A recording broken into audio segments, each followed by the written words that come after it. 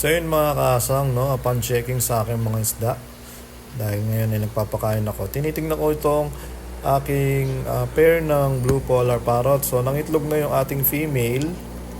Yan, ewan ko kung nakikita nyo.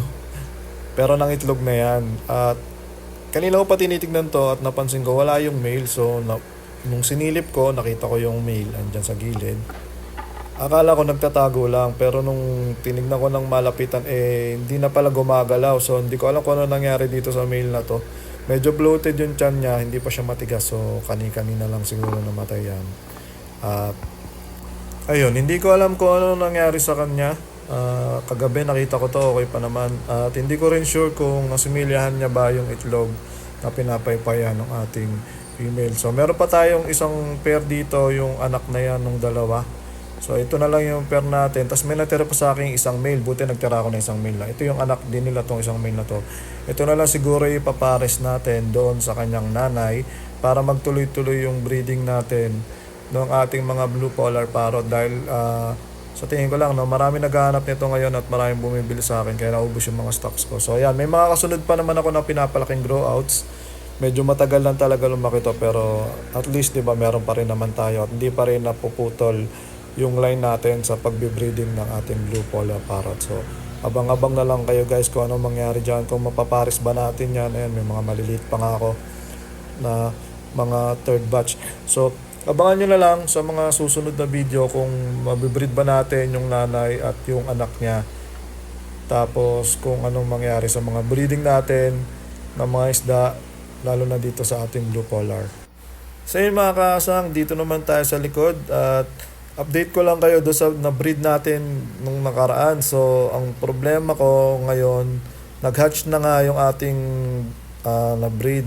Ang problema dito siya nag-itlog sa sahig, hindi doon sa nilalagyan natin na itlog. So tinanggal ko na yon. At ngayon nag-hatch na siya. Ang problema yun nga, dahil sa sahig siya ng itlog, nandoon yung mga magmo-molds kasi hindi naman talaga yan 100% na mabubuhay lahat. So yan, kitang-kita nyo. Gumagalaw na naman yung ating mga wigglers. At yun, nadagdagan na naman tayo ng isang batch. Bali, HB12 batch. Ilan na ba to? 5. So, ayun, ang problema natin, yung molds. Kailangan natin tanggalin yan para hindi mamatay o hindi mahawa yung mga nabuhay. So, ang diskarte ko na lang dyan, ano na lang natin, no? Gamitan na lang natin itong turkey buster. Ayan, tsaga-tsaga lang naman. Humihiwalay naman yung mga nag-hatch. Ang problema kasi yung iba naiipit doon sa may itlog na may molds. At ayan, no. Ko muna, subukan ko munang bugahan ng tubig para humiwalay yung mga nag-hatch doon sa mga nag-molds. So yung nag-molds, medyo marami rin, siguro mga 50% din ng itlog yung nag-molds, pero madami na rin yan. Kasi makabuhay ka ng 500 or kahit 300 nga na flowerhorn fry, madami na yon. So sunod-sunod naman yung breeding natin. Monthly meron naman tayo napapapisa na HB12.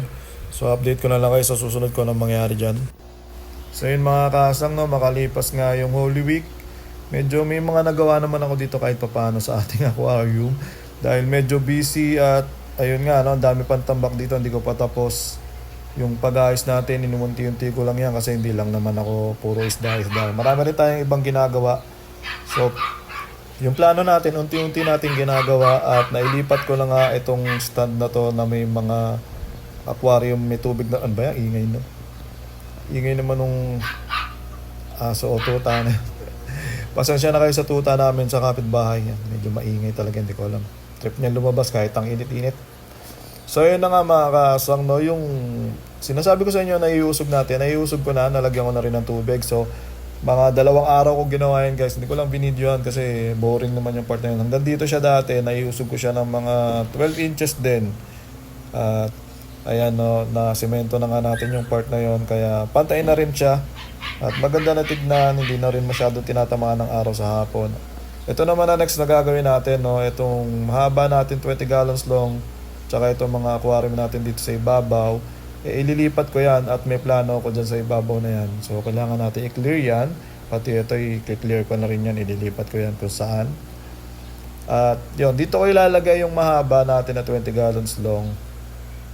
Yan, kasi sakto talaga yan dyan. Ang haba niya kasi dalawang 10 gallons eh. At ayun, nalagyan ko na ng tubig. Oh. Malilinis pa pala yung mga aquarium ko dyan pag may tubig. Tapos yung plano natin dito, medyo nag-iisip pa ako dyan kung ililipat ko to kasi parang nagbago yung isip namin ni Mrs. Na mag-stay na lang yan dyan. Tapos yung mga aquarium stand ko, dito ko na lang ilalagay. Yan dyan. Tapos kung kukulangin tayo ng aquarium, bibili na lang ako. Tapos yung mga laman na yan, aalisin na raw ni Mrs. yan. So ilalagay niya na yan doon sa likod. Tapos yung likod, yun yung magiging garden niya. Tapos dito magiging puro aquarium lang tayo. Kasi nga magpo-focus ulit ako sa pagbebenta ng mga isda at sa breeding. At yun, ang problema ko lang dito, talagang grabe araw dito sa hapon. Kaya kailangan lagyan natin ng cover yan. Tapos yun, no, nandito na nga pala yung ating Tubifex. Umorder tayo ng Tubifex. Siyempre, kailangan natin yan. Mga isda natin, pinapakain. Ayan, kung umorder ako niya isang tabo, so 2 takal yan. Tapos, ayun, parang may iba dito. Ano to? Ba? May kasamang isda yung ating in-order Anong isda ito? Ba, hindi ko to alam May libre yata tayo.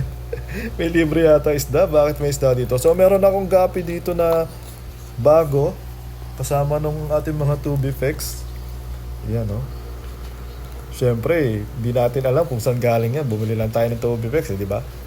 Baka sabihin ni Mrs. mag-gastos na naman tayo sa isda. So ilagay muna natin dyan yung ating gapi, yung bago nating gapi na ang tawag dito ay ano ba tawag dito? Glass belly wild koi short body. So yun ang itsura niya. At yun, ayusin muna natin itong Tubifex, baka mamatay yan dyan. At i-acclimate muna natin yung gapi. Tignan natin mamaya pag na-release ko na siya sa tubig. Ito yun, i-check natin ulit kung nag-hatch na nga ba yung blue polar parrot eggs natin. Yan, mga ilang araw na nung nakita natin na namatay yung male niyan. Parang wala, parang hindi nag-hatch. Siguro hindi na si Emilianong male, namatay na lang siya. So, ayun, tatry natin sa susunod itong male natin na natitira. Buti may natira pa ako isa. So, yung male natin na yan, tatry natin ipares dun sa female na nanay niya.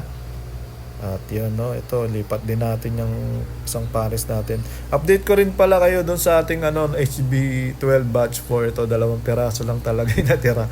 At ayun, okay naman.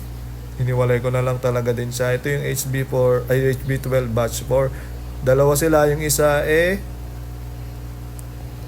naging Thai silk pa, so ang dami kong Thai silk, hindi masyadong mabenta yan. Baka isama ko na lang siya doon sa tank na iniipunan ko ng Thai silk. Tapos yun, yung binebenta ko dito pa rin. Ang ganda nito parang gumanda to yata ngayon. So yung mga HB11 natin, soon i-release ko na yung mga gross niya. Ito, ang ganda ng female, baka i-keep ko to. Yan, meron tayong HB11 na female dito na parang ang ganda niyang female. So i-keep natin yan. Yung 2 ditong grow outs, ito binebenta ko pa rin to ng 500 ang isa. Wala pa rin kumukuha, medyo busy, hindi ko masyadong pinapost. Tapos ayun nga, baka busy rin yung mga kasang natin dyan, busy nung Holy Week, kaya hindi pa nila ako mini-message, pero binebenta ko pa rin yun. So ayun guys, yung update natin. Ito na yung ating gapi. Yan, yung ating bagong strain na gapi na kasama ng Tubifex. Kasama to ng Tubifex guys. Di ko alam kung saan galing yan. So, ayun, nag-add nga tayo, Yung totoo, binili ko talaga yan kasi yung magbebenta sa atin ng Tubifex, meron din siya mga isda. So, matagal ko lang gusto tong isda na to, itong strain ng gapi na to. At medyo may kamahalan to dati, pero ngayon mura ko na lang siya nakuha. So, binili ko yan, tatlong trio. Try natin paramihin, Alam niyo naman ako, mahilig ako sa mga koi. Meron tayong pea dirt koi. Meron pa rin ako niyan. Tapos meron pa rin akong tuxedo koi, kaso kal na tong mga tuxedo koi ko na to. So meron pa rin naman ako tuxedo koi, pea dirt koi. Tapos ngayon nadagdagan tayo ng local koi glass belly, short body. Ang haba, Basta yun. So meron tayong 3 klaseng koi gapi dito. At ito nga yung pinaka-latest natin. Tignan ko kung maparami natin, syempre ibebenta natin yan. Pero ngayon enjoyin ko muna. 3 trio yan. At ayun, balitaan ko kayo guys kung mapaparami natin agad yan. At syempre kasama na yan lagi sa ating mga update. At yun, napakamura na nito dati, 1,000 yan. Pero ngayon sobrang mura ko na lang nakuha. So ayan muna yung video natin guys. Abangan nyo yung mga susunod kong gagawin dyan. I-update ko na lang kayo sa mga paninda natin. I-update ko rin kayo.